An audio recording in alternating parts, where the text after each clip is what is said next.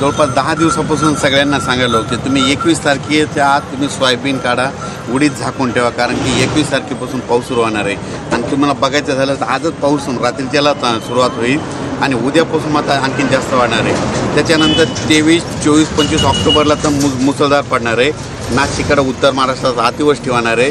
परत जायकवाडी नदीला आपलं गोदावरी नदीला पूर येणार आहे आणि जायकवाडी नदीचं पुन्हा पाणी सोडावं लागणार आहे. हे जायकवाडीचंच नाही, सेलू तालुक्यामध्ये एक दुधना धरण आहे, ते देखील कमी आहे, ते देखील त्याच्या ह्या पावसात भरून जाणार आहे. त्याच्यानंतर जिंतूर तालुक्यामध्ये येलदरी धरण आहे, ते देखील ह्या पावसात भरणार आहे. म्हणजे सांगायचं झालं तर हा पाऊस पूर्व विदर्भ, पश्चिम विदर्भ, दक्षिण महाराष्ट्र, उत्तर महाराष्ट्र, कोकणपट्टी, खानदेश सगळीकडं दररोज 3-3 दिवस मुक्काम करत जाणार आहे. आणि शेतकऱ्याला एक विनंती होती माझी की तुम्ही काय करा, 21 तारखेपर्यंत तुम्ही तुमचं सोयाबीन उडीद काढून झाकून ठेवा. आणि या पावसामध्ये विजेचं प्रमाण असणार आहे, त्याच्यामुळं शेतकऱ्यांनी झाडाखाली थांबू नये.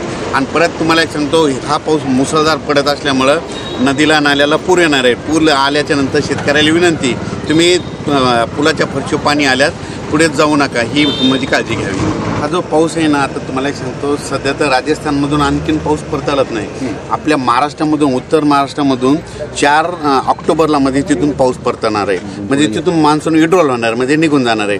पण ह्यानं आता 2 ऑक्टोबरपर्यंत राज्यामध्ये, म्हणजे आज उद्या 21 ते 2 ऑक्टोबर राज्यात मुसळधार पाऊस पडणार आहे.